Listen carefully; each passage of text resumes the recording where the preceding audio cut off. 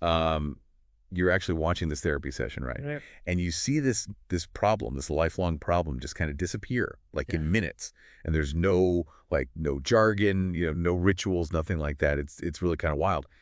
That's the kind of power Milton Erickson had. Yeah, he was in a league of his own. He really was. Not just a hypnotherapist, Right.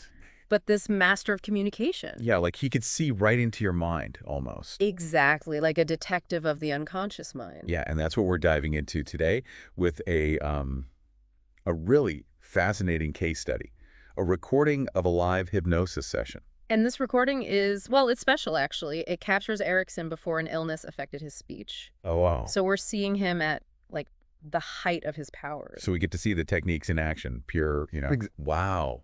And the case itself is wow. I mean, we're talking about a woman struggling with this really severe compulsion. That she couldn't get rid of no matter what she tried. It's like nothing worked for her. Nothing. Until she met Erickson. Right, until Erickson. And you see this amazing shift in the session. It's incredible. Okay, so paint the picture for us a little bit. What are we looking at here? So it's a black and white recording, kind of grainy. Okay. It's a public demonstration, but with a real client, someone who actually came to him for help. How does that even work? Like a public demonstration, but real therapy. That's the thing. It's this fascinating blend of performance and genuine healing. Like he's walking this tightrope. Exactly. So how does it even begin? What's the first thing he does? Well, the woman is clearly nervous, being filmed. And the first thing he asks is so simple. He says, "Have you ever been hypnotized before?"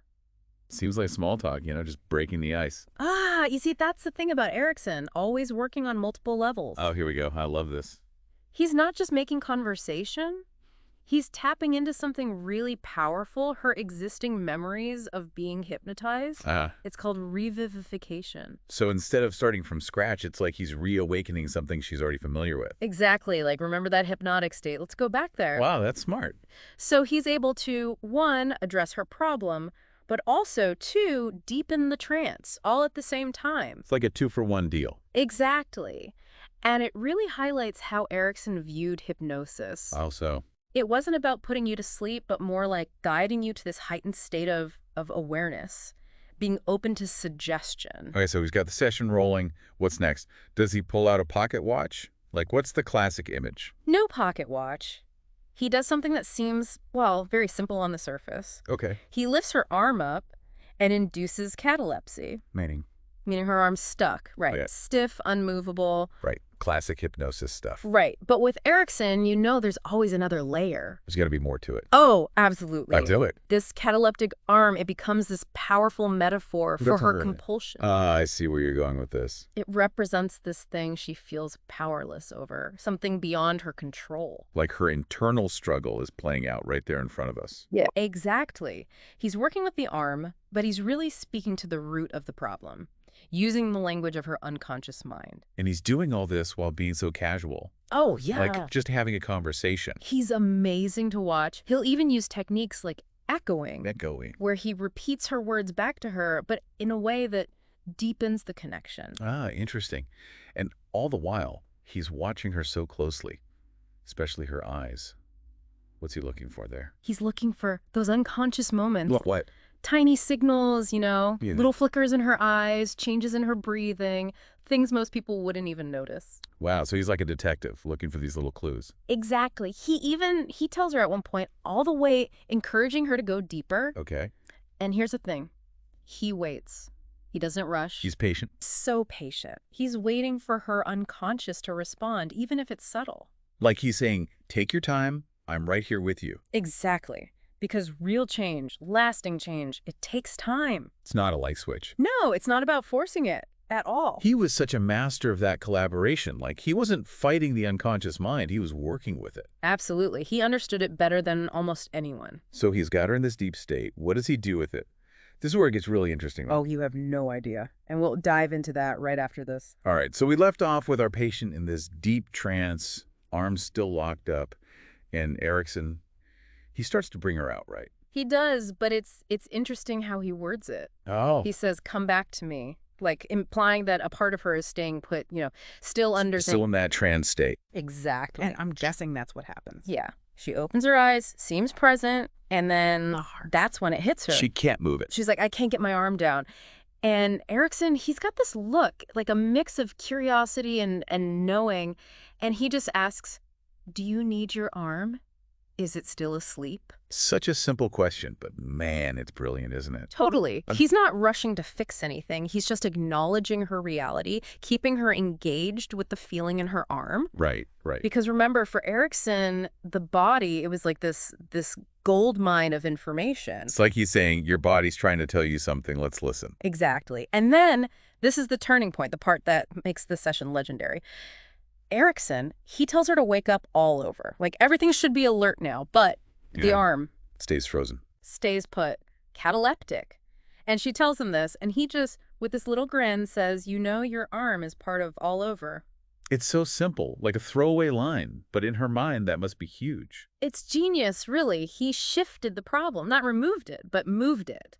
The catalepsy is now in the other arm. Wait, so he changed her experience, but without ever, like, confronting the root cause directly. Exactly. He understood that sometimes the most powerful change, it doesn't come from forcing it, but from shifting perspectives subtly. Working with the unconscious, not against it. Yes. He's speaking its language, you know? Metaphor, a touch of humor even. And this worked. Like, long-term, she was better. That's the thing. Reports from the sessions say, yeah, she experienced complete freedom from her compulsion, like gone. Wow. Just from shifting the experience of it, giving her a new way to relate to the problem? It's like he helped her rewire her brain, you know? Like a software update for the unconscious. A software update. I love that. So for our listener, what's the takeaway here? What can we learn from this? I think it's the power of the unconscious. How working with it, not against it, can create real, lasting change. And we'll be back to unpack that more right after this. It's like we have this hidden superpower inside us, you know? This unconscious mind always running in the background. And Erickson found a way to talk to it almost. To harness it, yeah. To guide it toward healing, towards growth. And it makes you think it's not just about hypnosis, is it? Oh, not at all. It applies to everything, really. Creativity, problem solving, even how we relate to other people. It's about recognizing that change doesn't have to be this fight, this struggle. Right. Like we don't always have to go to war with ourselves. Exactly. And Erickson showed us you can achieve these amazing transformations, but it comes from working with yourself, you know. Meeting yourself where you're at and gently guiding yourself somewhere new. It's about those little shifts in perspective, those aha moments that can change everything. And they often happen when you least expect it, you know, when you're open, when you're willing to just play around a little. Like that moment with the arm. Right. Your arm is part of all of, so simple, but it completely changes her whole experience. Exactly. Erickson was a master of that. Metaphor, humor, speaking the unconscious mind's language. So as we're wrapping up this deep dive, what's the one thing you hope, you know, our listener takes away from this session? What can they actually use in their life? That's a big question. I think the most important thing is change is always possible, even when it feels impossible. Okay, I like that. It might not look how you expect, it might take time, but that potential is always there. It's about having that curiosity, right? Yeah. Being willing to play, explore what's hidden inside. Exactly. And to remember, sometimes the most powerful solutions, they come from playfulness, from curiosity, from really respecting what your unconscious mind already knows. Beautifully said. And to our listener, next time you're facing something difficult, a pattern you want to break, remember that session. Remember the woman in her arm. Ask yourself, what if there's another way to look at this? What if I could, like Erickson did, remap the experience, find a different outcome? You might be amazed what you already know deep down. That's the beauty of a deck dive, right? It's not just information, it's sparking that curiosity. It's changing how we see ourselves, how we see the world. Which is what Milton Erickson was all about, I think. Absolutely. Expanding what's possible. So until next time, keep exploring, keep questioning, and keep diving deep.